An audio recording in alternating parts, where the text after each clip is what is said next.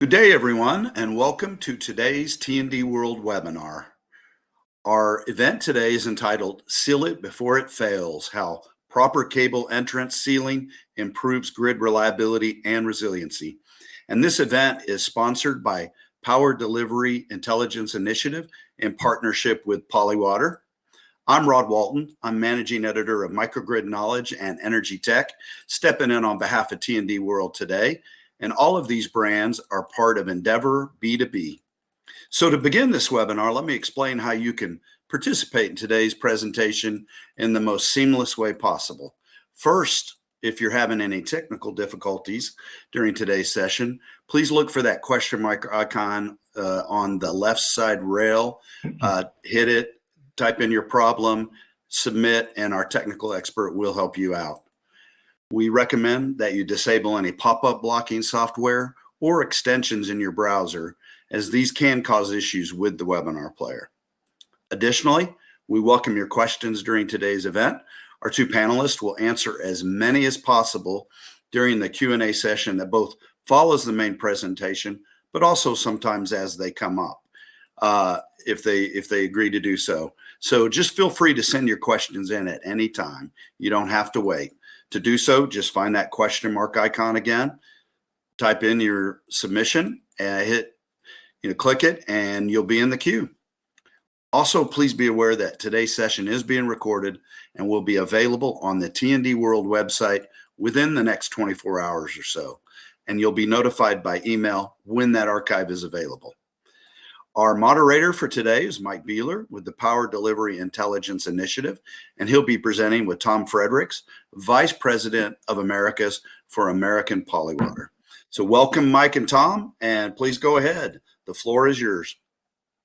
Thank you very much, Rod. Appreciate that, and welcome, everybody. We're excited to bring you a really great topic. Mike Beeler, I'm the national spokesperson for the Power Delivery Intelligence Initiative. My goodness, what is that? That is a group of contractors and consultants and cable manufacturers and vendors in the underground electric utility industry that advocates for underground. We suggest that a planner or an engineer or even today a data scientist take a look at the whole life cycle cost of underground versus overhead. What is the total cost of ownership over the life of the asset? And one of those costs, of course, is the capital cost of when you initially install an underground system. And today we're going to talk with Polywater. And basically, Polywater is one of the industry-leading groups that can help you lower the capital cost of installing underground. And there's a lot of fascinating new technologies out there that Tom Fredericks, who's the Vice President of the Americas for Polywater, and I are going to discuss today. We're going to have a conversation today. We have some questions that we're ready to ask, but we would love your questions. So Tom has led the industry. He's been at Polywater for 38 years and just a great friend and part of the board of the Power Delivery Intelligence Initiative. So, hey, Tom Fredericks, welcome aboard. Why don't you say a brief hello and then take it away, and let's start this conversation. Thanks, Mike. As always, I love these conversations with you. Hope everyone online understands that we want it to be interactive. So if you have questions, please send them in, and Mike will try to handle them as much as possible. Just briefly about Polywater, Mike, I think really mentioned an important aspect or tool that Polywater has, and we do have a software program that helps you design your underground conduit system. It will let you know how far you can pull cable, which direction to pull cable is better, A to B, B to A. You can use real tensions in the field to help dial in your field effective coefficient of friction to achieve longer pulls and eliminate splicing. And we're most known for our lubricants, but today we're going to be talking about our sealants, and I'm looking forward to the engagement today.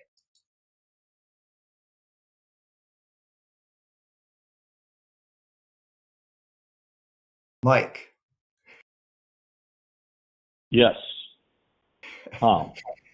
All right. I'll just say One of the questions that we get asked a lot is what's the difference between a generic specification and a performance specification, and why does that matter? What do you think about that, Mike? Well, you and I've had this conversation many times, and I am not a fan of generic specifications. I think a specification today in 2026 has got to be, no pun intended, very specific. The new technology that exists today is not the one that our grandfathers designed the distribution system with. The day when the standards committee decided, okay, we're going to limit our poles to 800 feet, and that's just the way it's going to be. Manhole to manhole or manhole to riser or whatever is just not acceptable.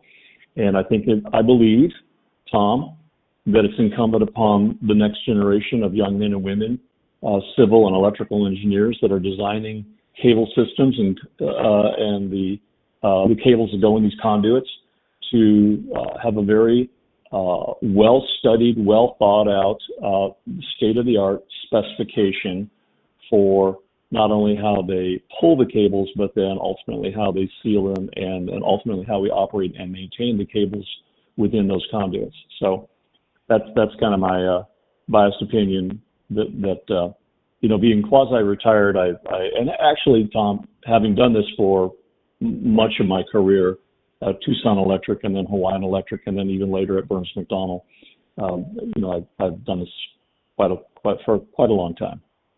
Yeah. Well, I think I'd like to give two classic examples of what we see on a day-to-day basis in the industry. A generic spec would read such as, all walls shall be sleeved. So let's kind of talk about a few problems with that. The number one solution right now in the industry to make a sleeve in a poured concrete wall is a piece of PVC conduit. And the issue with PVC conduit is that it's not a real great solution because there's no mounting caps or accessories to get that square in the wall. Secondly, there's no caps on the ends of the PVC conduit to keep concrete, water, animals, and any kind of dirt, mud going into that sleeve as well. But the main reason why this is not a great solution is that when concrete cures, it gets very, very hot.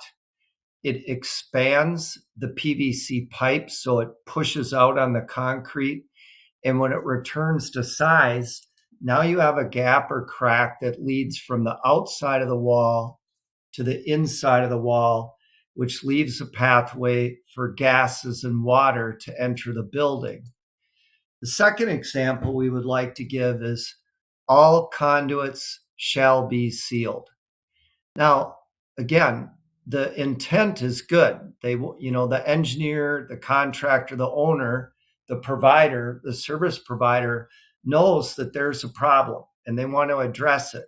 The issue is that when it's not a performance spec, when it does not talk about water head pressure, stopping gases, being compatible with cables, what have you, people will use whatever they see fit.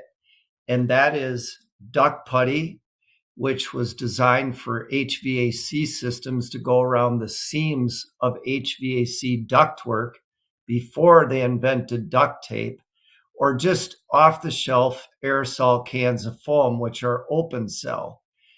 So they can put whatever they want in there and they can say to you, Mike, I met the spec. You said to seal it. I sealed it. And so that's you say people will see fit to do it. So it's like, various cable crews or contractors just do it the way they want to do it with whatever materials they have available in the past. Yeah. And so I think we just had to catch up your mic on here, but yes, that's exactly true. Whatever is available, and these products weren't designed for this purpose. So they don't seal ducts, they don't stop water, they don't stop gases. Yeah. This is, totally what happens in the field. Mike, I'd like to talk to you a little bit about what are the main causes of electrical outages. But in your experience at HECO and at TEC and your other walks of life, what do you hear? And then I'm going to give my little spiel as well. Well, the main causes of underground electric outages were cable failures. There was some anomaly in the cable, probably because, I mean, let's assume that you receive the cable in good condition at the job site, but then it gets pulled in. So are you pulling it in properly? You're not overstressing the sleeve. You're not damaging it when you're taking it on a turn or anything like that. So that, in my civil engineering experience, would have been the primary issues. This rodent that you're showing here, I don't know how much that really caused a problem. And water ingress, I'm be interested in your comment on water ingress, because when it's a Tucson Electric Power, that typically wasn't an issue, but at Hawaiian Electric Company, you open up a manhole and you have to dewater it before you can even go a couple of feet. So Yeah. That'd be my experience. Yeah. Yeah. And the conductor part, that's polywater again. We're most known for our cable pulling lubricants, which are going to reduce that tension and lower the sidewall pressure on cables so you're not damaging it, to lead to what you were talking about as one of the most common problems. And then the software, that pre-planning of not exceeding the ending tension or sidewall pressure. But what we see today with when it rains now, or when it storms, it just doesn't rain, it pours. And the issue is when waters get into vaults and manholes, a lot of people think, well, that's fine. We can just pump them out and there's no issue. But the real issue is that water has to go somewhere. And that's to a service entrance. It's to switch gear. Right. It's to transformers. It's to substations. And in our line of work, we've got a wide variety of people online today. When you talk about data centers or hospitals or critical infrastructure, we have to keep that in working order. At the IEEE PES, the ICC committee, the Insulated Cable and Conductor Committee, they talk a lot about mitigating manhole explosions. So gases is a big worry today. And rodents, believe it or not, in the C&I market, contractor, industrial, and other areas, rodents are a huge problem. And so we're going to address all these things with seals here in a minute. So you mentioned storms. You think, we're seeing, you think the severity of the storms, I don't know, are storms any more severe than they ever were, or do we just have more assets that are vulnerable these days because we build out the electric system? Yeah, I think it's a combination of both. There are certainly changes in the weather pattern where the amount of rain and the flooding lately has been greater or statistical. But I think the end result of what we have to think about is how do we protect our systems so that they're not going down? I mean, FP&L spent billions of dollars recently undergrounding everything in the Miami area, and that was a huge initiative. Other utilities in Florida have extended the height of their poles to get above the tree line. I mean, it's both overhead and underground. Everybody is addressing these storms. And I think that's the thing that we want to talk about today is, the performance of things and what products are used to stop these types of flooding aspects. So we have products out there that we would like to talk about, and some of these we make, Mike, and others we don't. This is to share with the audience of how to stop these problems. So when we talked about using sleeves, or a sleeve is required in a building, many engineers know that they need to not only request the sleeve, but it has to be a sleeve with a puddle flange or a water stop on it. And that's this halo or plate that you see centered in the sleeve. So when you mount this in the wall, you're going to wire it in to keep it in place. They'll put the forms up on either end of these sleeves, and then they'll pour the wall. This is really only used in a poured wall. And that middle water stop, if there is any gap or crack, that's what keeps the water from traveling, or the gas from traveling from the outside of the wall to the inside of the wall. Now, one learning point that I will tell you about, that doesn't happen in the design of this, but it's something to think about. When you require the use of a steel sleeve with a puddle flange, that center disc or plate or halo is wide. And because of the width of that, you can't put these sleeves closer together. So your duct banks need to be spread out more, and then you're let's say widthwise in that wall more, or you've got to stack them. So contractors will tell you that if the duct banks are supposed to be 6 inches center on center, it's somewhat difficult when you have these sleeves. That's probably the biggest downfall, other than steel sleeves can be expensive. They can get very heavy, but they do a good job. Now, this sleeve, we happen to make it, the name of it is called a PZVR, but the difference is this is made out of UPVC, which doesn't have the same effect when concrete is curing. That's the inner tube of it. On the outside of this tube, there is a proprietary mixture of a mortar epoxy on it, so that when the concrete is poured, the concrete embeds into the outer layer of the sleeve, creating a watertight, gas-tight seal up to 72 psi. Now, Mike, because of the different sizes of the infrastructure out there, people have 2-inch conduits, they have 8-inch conduits. These Right. sleeves can be inner diameter. They're 2, 3, 4, 5, 6, 8, and 10 inches to handle those different diameters of conduits that are going in there.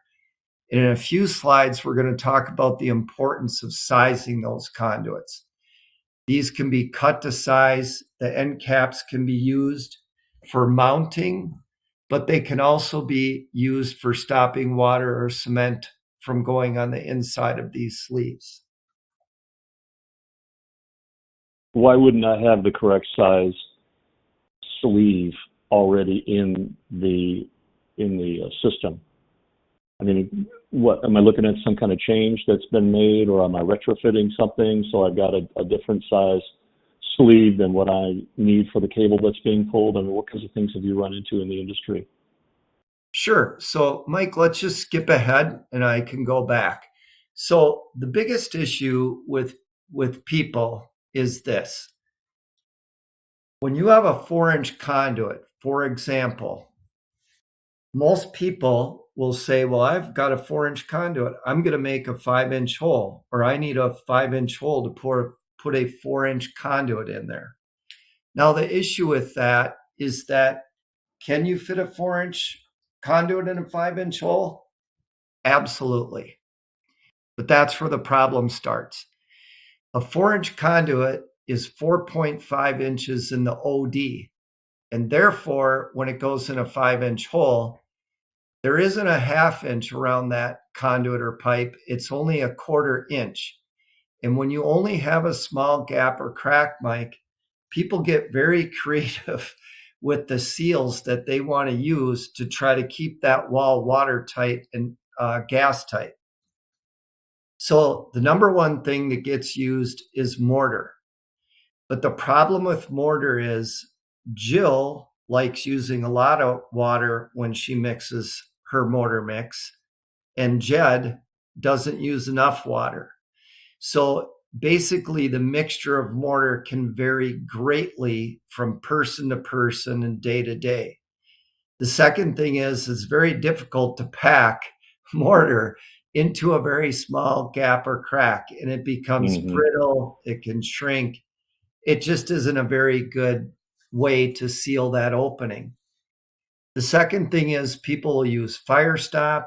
Firestop was not made, nor does it hold back water head pressure, or they used, let's say, open cell foams. And this would be an example of this slide here showing what we were just talking about. So, Mike, how do you seal that? So the key, when you were asking about sizing, on our website and other websites, there are tables or calculators that will tell you the size of opening you need. And Mike, in today's construction, you've got precast openings, you have sleeved openings, and you have core drilled openings. Those are the styles that you can have out there. So if you look at this table on the nominal pipe size, everybody will say, I have a 4-inch pipe. Well, what size opening do I need? Well, if you have a 4-inch pipe, you need a 6-inch opening. And if you kind of use the rule of 2, if you start at a 2-inch pipe, if I have a 2-inch pipe, I need a 4-inch opening. 3-inch, I need a 5-inch. 4-inch, I need a 6. But after 4, when you get into a 5-inch pipe or a 6-inch pipe, you will need a much larger opening. And the reason for that, Mike, is that the products that are used to seal that opening need that gap, or they need a larger gap to seal that annular space. And that's the space between the ID of your opening, meaning the core drill, precast, or sleeved opening, and the outside of your conduit. So, Mike, let's talk about. I got to tell you, Tom. I Yeah. mean, it's been a long time since I designed systems like this, but I do not think that I ever thought about things like that. I would just say to young engineers in particular that are designing, again, back to specifications today, these are things that we have the technology, we have the knowledge today, and it's an important part of a system design. And these are things that have absolutely got to be specified, and you've got to follow up in the field then and make sure that, in fact, it's being done. And so you have your inspectors out there, your civil inspectors out there, you have good contractors that are following specs, but every once in a while, an engineer's got to get out in the field and make sure this is being done. Absolutely, Mike. I 100% agree with you. And that's the issue today, is that when these generic specs just say create a core drill, sleeve your conduit, whatever it is, it's that pre-design and it's thinking about what to use. So let's talk about how you seal that annular space. So the most widely used product out there to seal this for pipes and conduits in multiple industries, so it's plumbing, it's heating, it's electrical, it's telecom, is they use the trade name Link Seal. And Link Seal is much like if, Mike, I had a cold and you and I were sitting in a conference room, I would say, Mike, can you pass me a Kleenex? It's the trade name. It's Right. Tissue is what it is. Right. So the way these products work is they come on a belt, just like you put around your waist.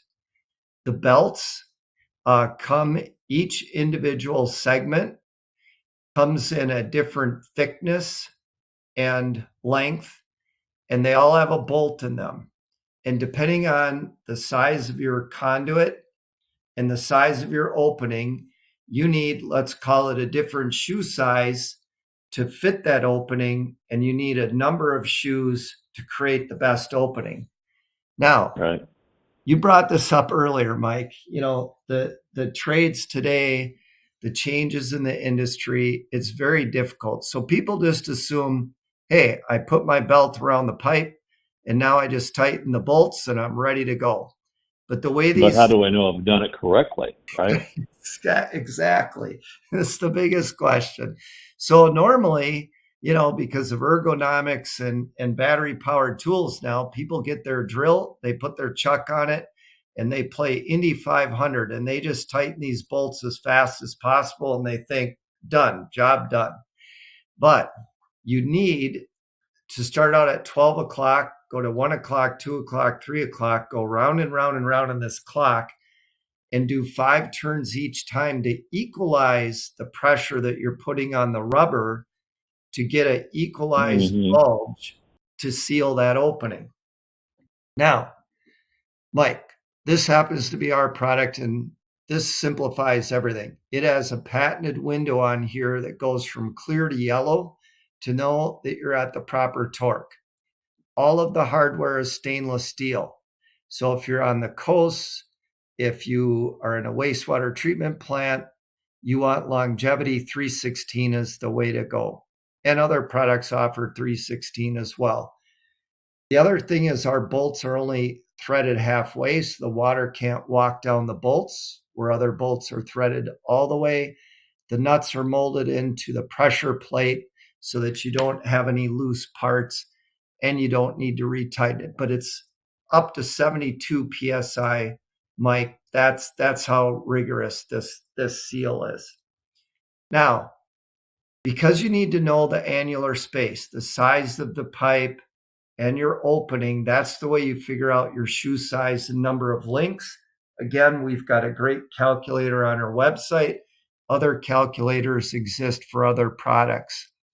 And Mike, while I'm just briefly talking about this, I don't know if you can see the question queue, but I think we've got quite a few coming in. But let me just talk about this other product here briefly. So if you don't want to count links, if you want to be able to respond to emergency outages, you just want to keep it simple, this product goes to the opening itself. So if you have a 6-inch opening, we have a 6-inch size, a 5-inch size, a 4-inch, and a 3-inch. But each one of those sizes, the inner segments peel to the size pipe you have.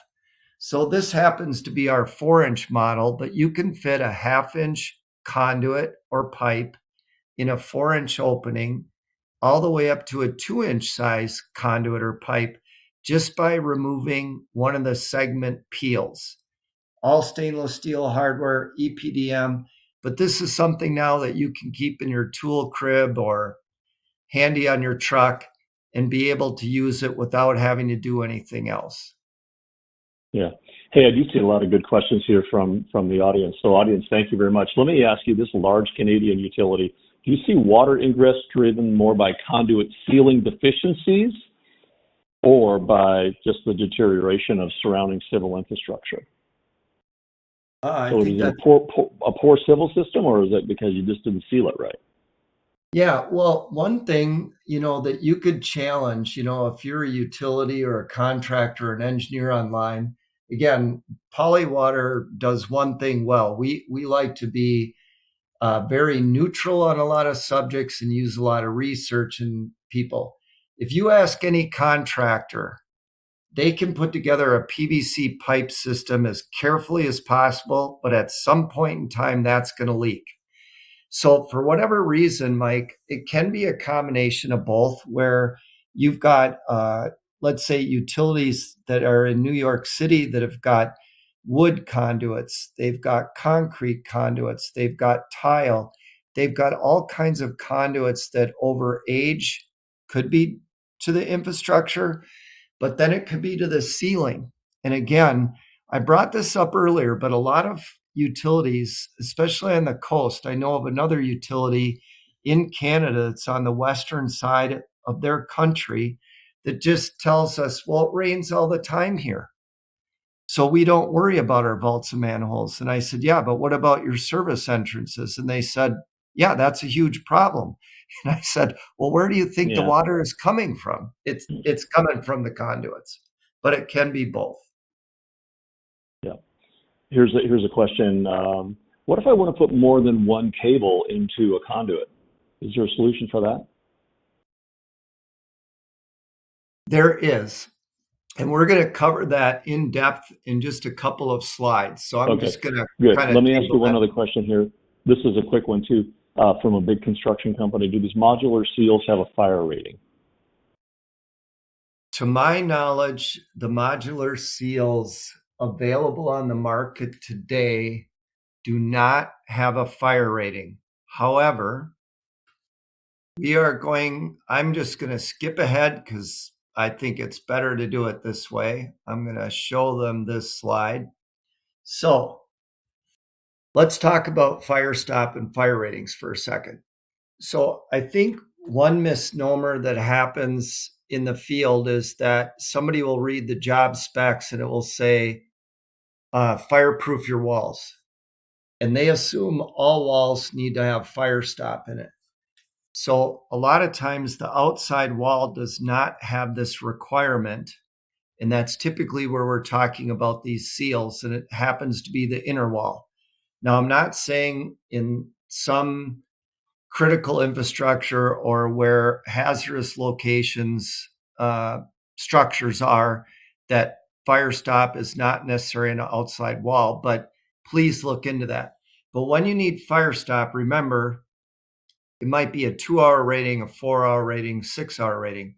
All you're going to do is you're going to put the seal, that modular seal, back into the conduit at the depth that the fire stop manufacturer requires, which is a half inch and can be greater depending on the application.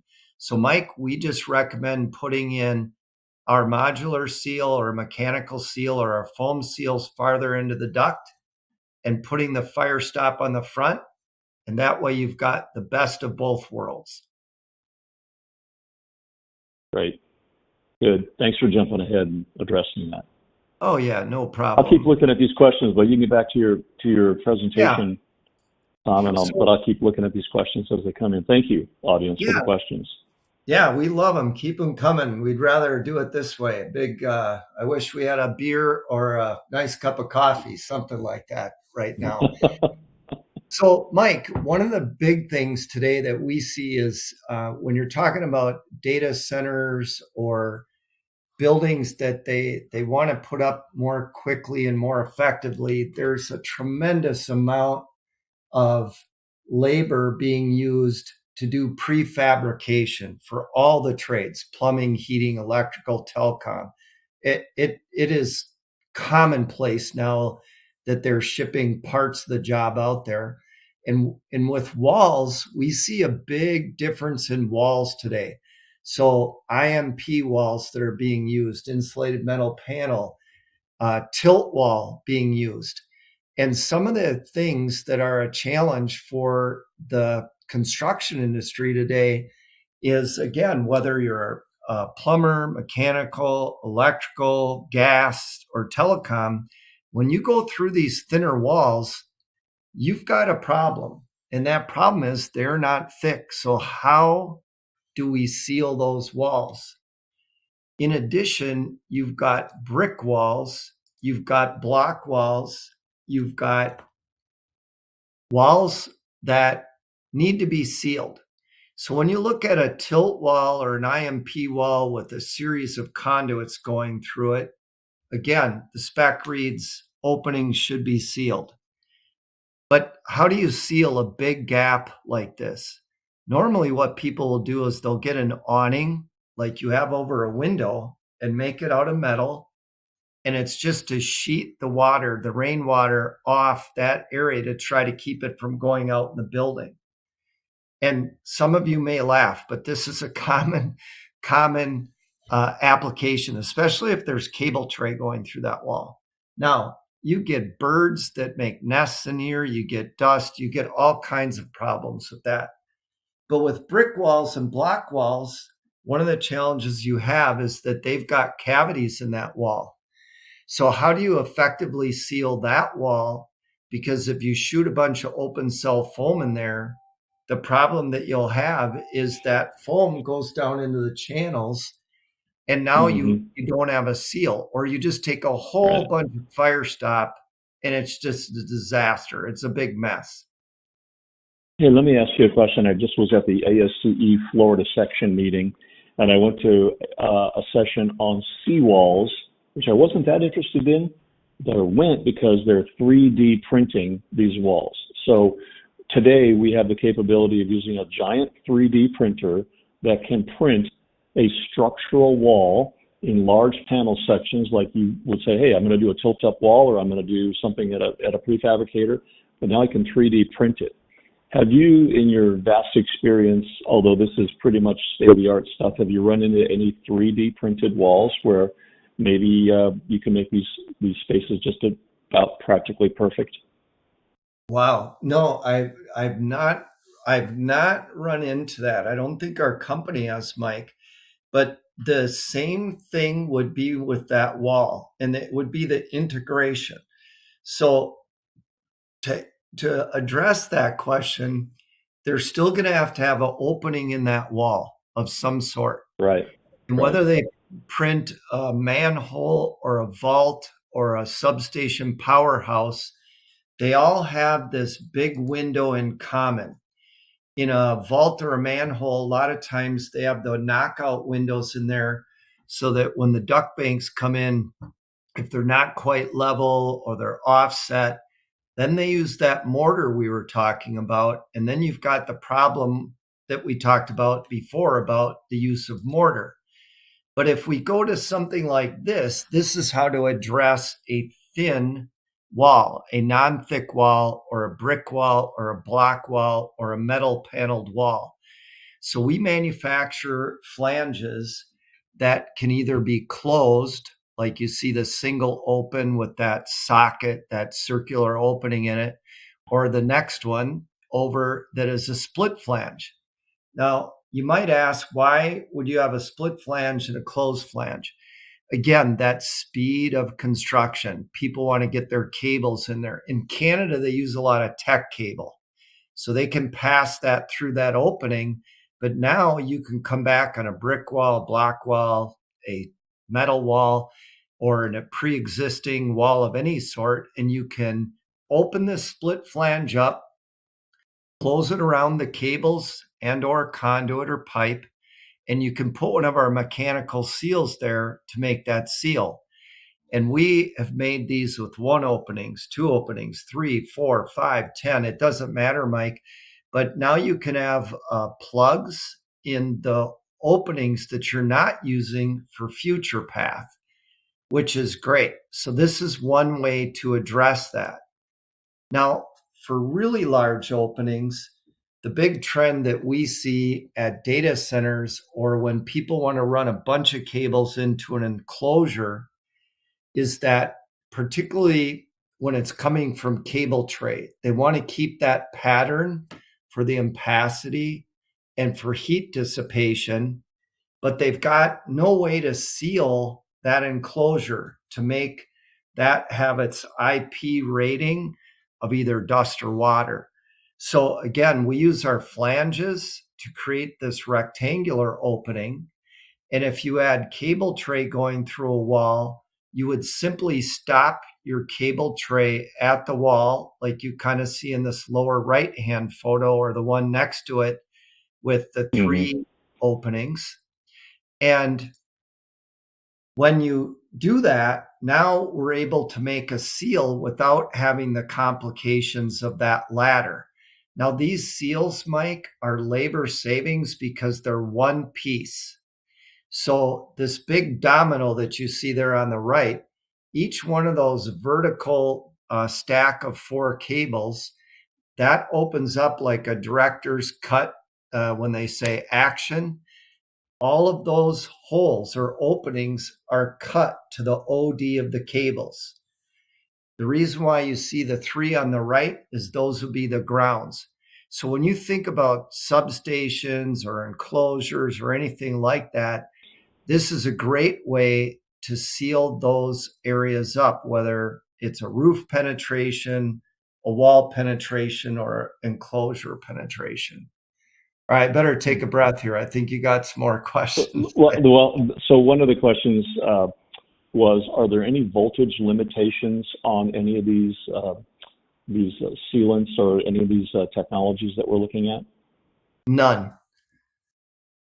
So the single cable seals that they're going to see in a minute have been used and recommended by cable manufacturers for underground transmission cables that are 8 inches in diameter. So there's no problem. And all of the flanges and the hardware and the seals themselves are stainless steel. So there's no problem with electrical interaction as well. Great question. Good. Any more, Mike, or should we keep her moving? Well, how about let's just ask real quick, any special kind of preventive maintenance that would need to be done on these exterior types of sealants before we get to maybe looking at what might be inside a conduit? Yeah, so that's awesome that you asked that. So, you can use powder coated steel and, other products to make those seals on the outside of your building. But depending on the environment, if you're in a petrochemical area, if you're in a wastewater area, if you're on the coast, if you want longevity, the best material by far is stainless, and that's going to give you your longevity. EPDM has an excellent life rating. So when you install these seals, there's really nothing that you have to do, Mike. I forgot to mention on the back side of those plates or flanges, there is a rubber gasket that is included with these seals. And before you would place it on a metal wall or a concrete wall of some sort, you would use a mastic caulk that is rated for outside weather and temperature range. You would put on the surface and then put the EPDM gasket and then bolt it onto the wall. So you've got lifetime of security there. All right, we'll Good. move. Thank you. We'll move. Oh yeah, sorry. Well, Mike. Yeah, let's keep going. Yeah, and I think you brought up we're going to move to the inside of conduits and address that multiple cable question along with others. So again, Right. when I mentioned a couple minutes ago, Mike and I and all the people at PDI Squared, when we meet, we talk a lot about the industry and how we can use or promote the industry specs and standards. So if you take a look at the Canadian Electrical Code, the National Electrical Code in the US, but many other countries apply to that, the National Electrical Safety Code, which the electrical utilities use. But there's two international groups, the IEEE and SEGRE, and they all address conduit sealing. And Mike, I thought this was pretty interesting because they all talk about preventing moisture and they talk about gases. They don't want gases or moisture entering structures of any kind. I think the NEC holistically or as a group addresses all those things at once and does the best job. So there's 5 parts of the code, and it talks about any conduit that enters a building or vault or manhole underground must be sealed at one or both ends. So meaning at the wall, at the switch gear, but maybe out at the transformer as well. And that's up to the inspector. You had mentioned inspectors before. So any wall entrance that's below ground, above ground, or roof penetration all need to be sealed. And it's to protect things from moisture and gases. But the big thing of that code that I think is the greatest is that whatever you put in that conduit system must be compatible with all parts of the wire or cable. So again, these are outside standards, guides, or actual codes. This isn't Polywater. This isn't PDI Squared saying this. This is the industry. Right. You feel like this is more that building engineers and architects would know with the National Electric Safety Code as opposed to SEGRE, which is, SEGRE is an international organization for large transmission and now even distribution. So where do you see most of this? Do you feel like most architects and structural engineers that are doing commercial buildings and data centers and such, they got a pretty good idea that they got to do this to be code compliant relative to, let's say, a civil structural engineer at a utility that may or may not be putting this in their specs? What's your experience on that, Tom? Yeah, so I would say, a lot of times, Mike, when you look at engineers, they'll say all products must be UL listed or follow the NEC code. But I think it's our job as an industry, as being, members, you and I, of PDI Squared, or if you're an electrical cable manufacturer online, it's part of our job as an industry to be stewards, to educate people about the codes and standards so that they understand, what those requirements are, but also the products that use, that actually work. When you take a look at organizations such as SEGRE or the IEEE and what they're recommending, they talk about structures, vault to vault, manhole to manhole. And when you're talking about putting in a critical underground distribution system or a transmission cable, which, by the way, underground transmission cable, the trend of those installations and conduit systems are skyrocketing. They do not want problems. So we see over the last 2-3 years an absolute uptick in the questions we're getting at our company from these utilities, these engineering firms on what should we use, what's the best thing in this situation. So an absolute uptick in this. Yeah. What are these products here that we're looking at right now? All right. So we just want to just briefly go over this. Duct putty, it's in every single electrical distributor's stockroom in all over the world. Then you've got the foam. We talked about why these products don't work, but I just wanted to explain the difference between an open cell foam, which is this product here in the middle, that has a few issues.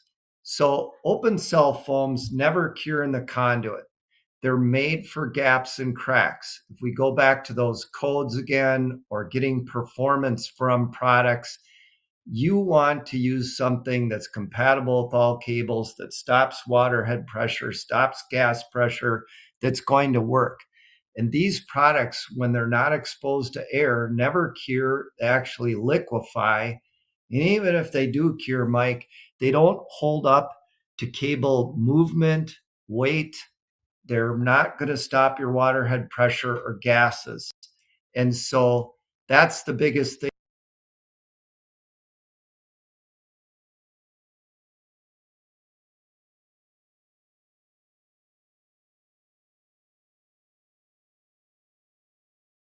It just doesn't work. So I just want to make a point about this, because the next couple products we're going to talk about are closed cell 2-part foams, a resin and hardener. Now the FST is made by Polywater, but let's talk about that performance specs. How is this going to help you avoid electrical outages and increase your reliability? Number one, this is compatible with all parts of the wire and cable made to date. It's going to hold 22 feet of water head pressure. It is going to give you a gas-tight, watertight seal. We test our product on helium molecules, which are smaller than methane. So we really give it a robust test in our laboratories. The other thing is this has a rodent deterrent, a bittering agent added to it. I've got a great slide here in a second we'll show.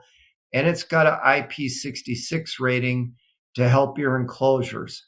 One cartridge will seal approximately 6 2-inch conduits, and it's reusable. It comes in a kit like you see to the right. This gets used a ton in the electrical industry for utilities, solar, data centers, wastewater treatment plants, just general construction. Do we have another question, Mike, that we should handle before we skip here? Let me take a quick look. Go ahead and keep going, and we're running out of time here, Tom. Yep. So let me take a look, and I'll get a couple here more for you. We're right there. So just know that if you've got an enclosure, the IP ratings come in various degrees.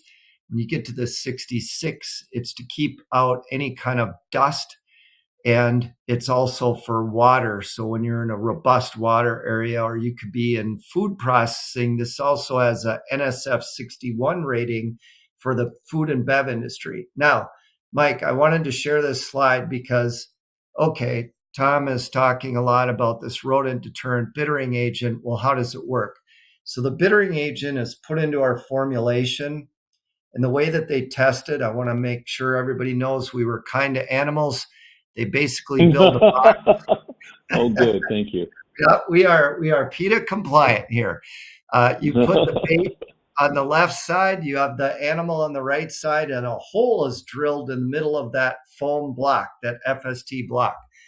And in no test that was done by these outside laboratories, these certified laboratories, does the animal eat through that block. So it's absolutely rodent proof.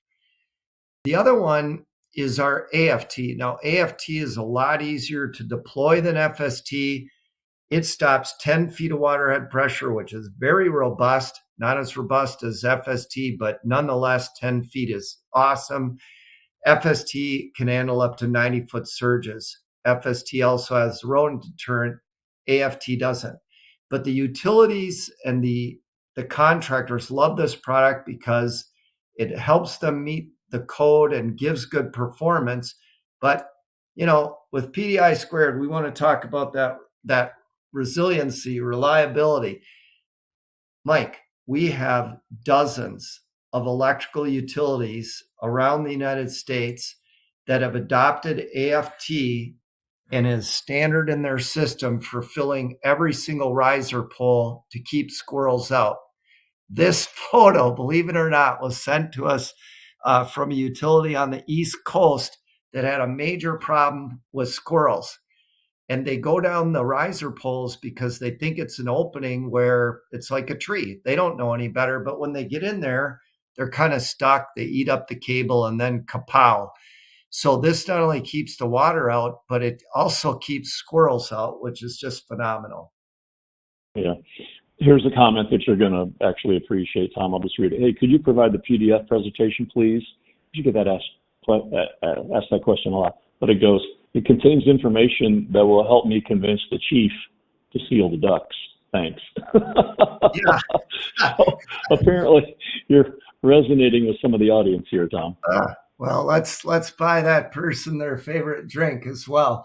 Yeah, no problem. Not only if you just send an email to that support box and let them know that you want a copy of this presentation, all the notes will be with the slides as well, which will be helpful. But this will also be archived. So if you want your boss to take a look at this, they can watch this presentation as well.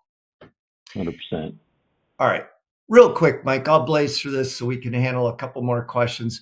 But, we also manufacture the other mechanical style of seals for conduits and multiple pipes.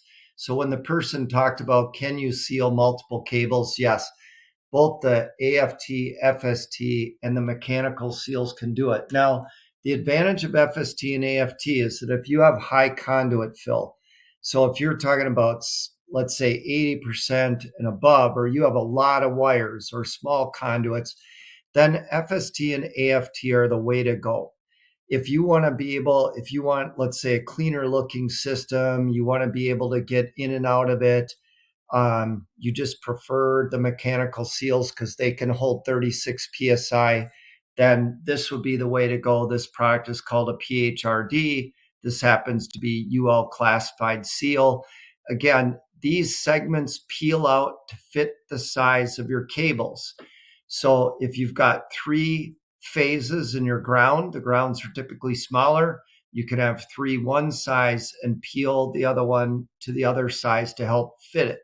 Now, when that other person was asking about the underground transmission or distribution, the single cables, or you were talking about it, Mike, we have the same type of seal for single cables that can peel to size to fit the size of your conduit. Now, we're working with a very large utility out on the East Coast right now on their underground transmission, and we're making custom seals for their 8-inch conduit that they just open up like a clam. They close around the conduit, you tighten, and you're done.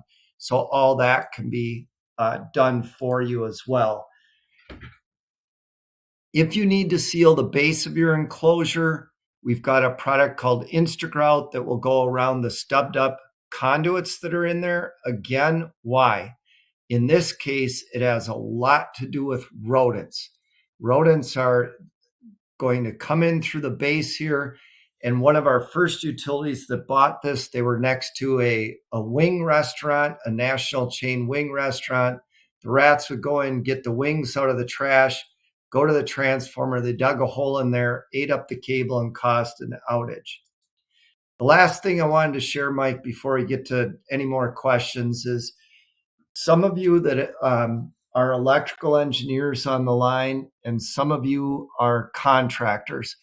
If you want to get help, and not just polywater products, but industry products, codes, standards, and whatnot, MasterSpec and SpecLink are the two largest specification softwares available.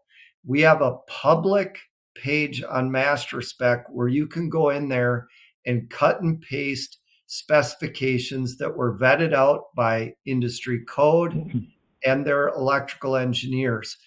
The Trimble product that is tough, I don't know why I can't see it on the bottom. That's if you're a contractor. You can go in there and get the trade price of any products to help build your job.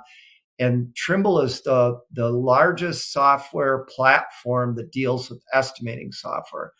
All right, Mike, again, I'm going to take a breath. We can handle any questions. We're at the end of the presentation. Okay, so let's just jump ahead to this last slide here that's got our contact information. And a number of people did, when you gave that invitation, they did email us real quick to get copies of the PDF presentation. So thank you very much. We'll make sure that you get those.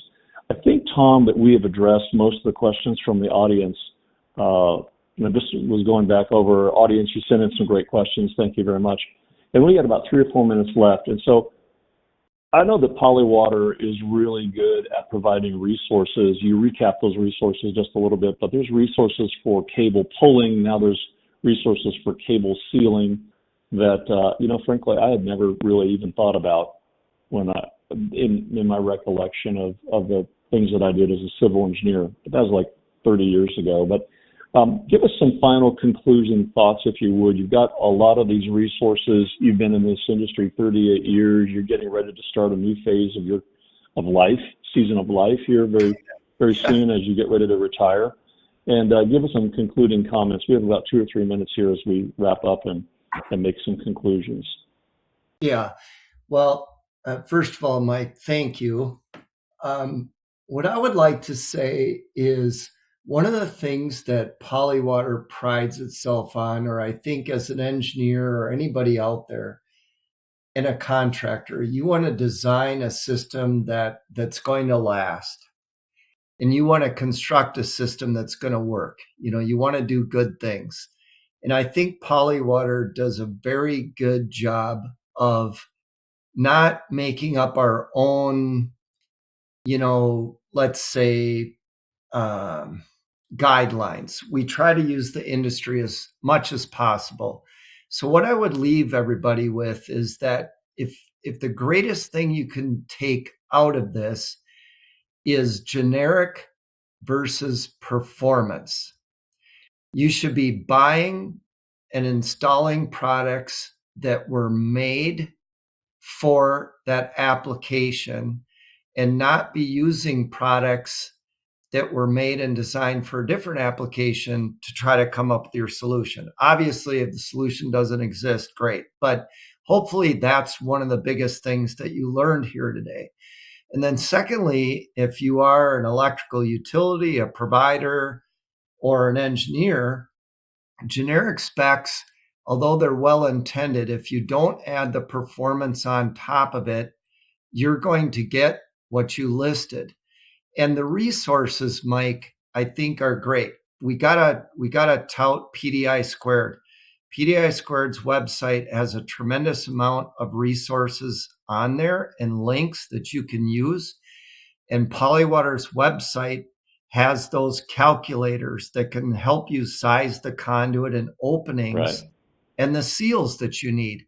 And these calculators are really easy to use. I mean, to calculate the amount of FST that you need, you put in how many 4-inch conduits you have, and it tells you how many kits. It's that easy. So I think that those are great resources. And again, people that make a product that are competitors to Polywater, they also have good calculators. So use those calculators to help you out. I think the resources are there, and one of the things that we talk about is looking at the total cost of ownership over the life of the asset. And the things that we talked about today and the things that Polywater delivers are products and services that extend the life of the asset. The cable systems will last longer. They will provide good, reliable, resilient service over 30, 40, 50 or more years if we operate the cable properly, if we install the cable properly. And so that's what you talk about at Polywater, and I have appreciated that for so many years that we've had these conversations, Tom. So I wish you all the best, Tom Fredericks. Thank you for all the things you've done for the industry. And you said it pretty well there. If there's something else that's not being solved today, young engineer, let's get it solved. If you can find, young man or young woman, things that will improve the quality of these underground systems that we're going to put in, and we're going to put in more underground in the coming years than you can even dream about.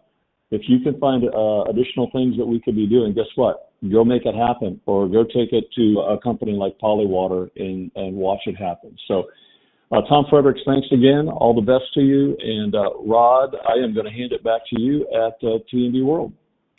Yes, sir. Thank you. Great job, Mike and Tom, and congratulations on your next phase, Tom. A wonderful presentation, wonderful detail, and good humor in there as well. So really enjoyed it. But I'm afraid we have run out of time. We had a ton of questions. And for those I didn't have time to get to, I know they'll try as they can. And as they mentioned, the PDF of the presentation is going to be available once this has been archived. That concludes our presentation today. Seal it before it fails: how proper cable entrance sealing improves grid reliability and resiliency. On behalf of T&D World, I'd like to thank our sponsors, Power Delivery Intelligence Initiative and Polywater, and our speakers, Mike Beeler of PDI Squared and Tom Fredericks of American Polywater, for their presentation and discussions. And way to get to so many great questions we got from the audience. And thank you, audience. We appreciate those. We all learn from each other. I want to thank you all who attended today's webinar. I'm Rod Walton. Hope to connect with you soon on another one. Just wish you a great rest of your day, everybody, and goodbye for now.